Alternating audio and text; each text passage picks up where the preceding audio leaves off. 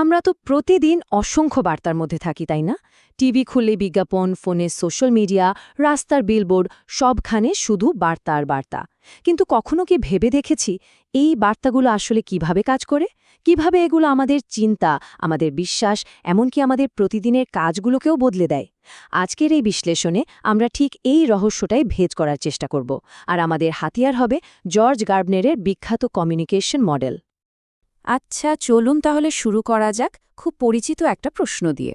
এমন একটা বার্তা যা আমরা সবাই শুনেছি, যা অনেকের মনে গেঁথে গেছে, আর যেটা জনস্বাস্থ্যের ক্ষেত্রে একটা দারুণ শক্তিশালী উদাহরণ। ধূমপান মৃত্যুর কারণ, এই সহজ সরল বাক্যটা আমরা কত জায়গায় দেখেছি, কিন্তু গভীরে গিয়ে কি কখনো ভেবেছি এই কয়েকটা শব্দ কিভাবে একজন মানুষকে ধূমপানের মতো অভ্যাস ছেড়ে দেওয়ার জন্য প্রভাবিত করতে পারে? শব্দের এত শক্তি আসে কোথা থেকে?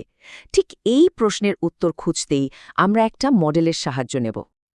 এই যে এত বড় একটা প্রশ্ন, এর উত্তর পেতে আমাদের একটা কাঠামো বা একটা টুল দরকার। আর এখানেই আমাদের সাহায্য করতে আসছে জর্জ গার্বনারের কমিউনিকেশন মডেল। চলুন দেখি এটা কিভাবে পুরো প্রক্রিয়াটা আমাদের সামনে তুলে ধরে। সহজ করে বললে, গার্বনারের মডেলটা হলো গণযোগাযোগের একটা ব্লুপ্রিন্টের মতো।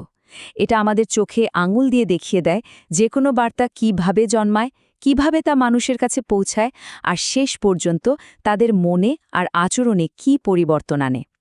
চলুন এই মডেলটাকে এবার ধাপে ধাপে ভেঙে দেখা যাক।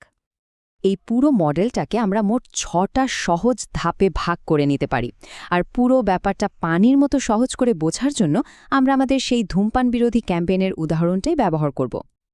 এই যে দেখুন, মডেলের 6টা ধাপ। পুরো ব্যাপারটা একটা যাত্রার মতো। প্রথমে একটা ঘটনা ঘটে, সেখান থেকে উৎসাহ পেয়ে একজন প্রেরক একটা বার্তা তৈরি করে।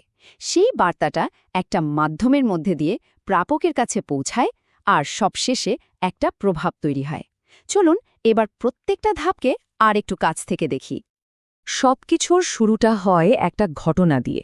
যে কোনো বার্তার পেছনেই একটা বাস্তব কারণ থাকে। আমাদের এই উদাহরণের ক্ষেত্রে সেই ঘটনাটা হলো ধূমপানের কারণে হওয়া মারাত্মক সব স্বাস্থ্য ঝুঁকি আর রোগ, মানে আমাদের বাস্তব জীবনের একটা বড় সমস্যা। ঘটনাটা তো ঘটল, এখন এই ঘটনাটা নিয়ে কথা বলবে কে? এখানেই আসে দ্বিতীয় ধাপ, প্রেরক। প্রেরক হতে পারে কোনো ব্যক্তি বা কোনো প্রতিষ্ঠান, যে ওই ঘটনাকে কেন্দ্র করে একটা বার্তা তৈরি করে। আমাদের ধূমপান বিরোধী ক্যাম্পেইনের ক্ষেত্রে প্রেরক হল স্বাস্থ্য মন্ত্রণালয়। এরপর আসে সবচেয়ে গুরুত্বপূর্ণ অংশটা, বার্তা। প্রেরক ঠিক কী বলতে চায় সেই বক্তব্যটাই হল বার্তা। আমাদের উদাহরণের বার্তাটা খুবই সহজ, কিন্তু অবিশ্বাস্য রকমের শক্তিশালী। ধূমপান মৃত্যুর কারণ। কিন্তু বার্তাটা তো আর একা একা মানুষের কাছে পৌঁছে যাবে না, তাই না? এর জন্য দরকার একটা মাধ্যম। এই ক্যাম্পেইনের ক্ষেত্রে টিভি, রেডিও, বিলবোর্ডের মতো গণমাধ্যম ব্যবহার করা হয়েছিল। উদ্দেশ্য ছিল একটাই, যাতে দেশের কোনায় কোনায় যত বেশি সম্ভব মানুষের কাছে বার্তাটা পৌঁছে যায়। এই বার্তাটা কাদের জন্য তৈরি করা হয়েছে? তারাই হলো প্রাপক।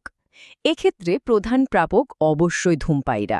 তবে এর পাশাপাশি সাধারণ মানুষকে সচেতন করাও কিন্তু একটা বড় উদ্দেশ্য। আর সবশেষে আসে পুরো যাত্রার আসল উদ্দেশ্য, মানে প্রভাব। এই পুরো প্রক্রিয়ার ফল কি হলো? বার্তাটা পাওয়ার পর প্রাপকের আচরণে কি কোনো পরিবর্তন আসলো?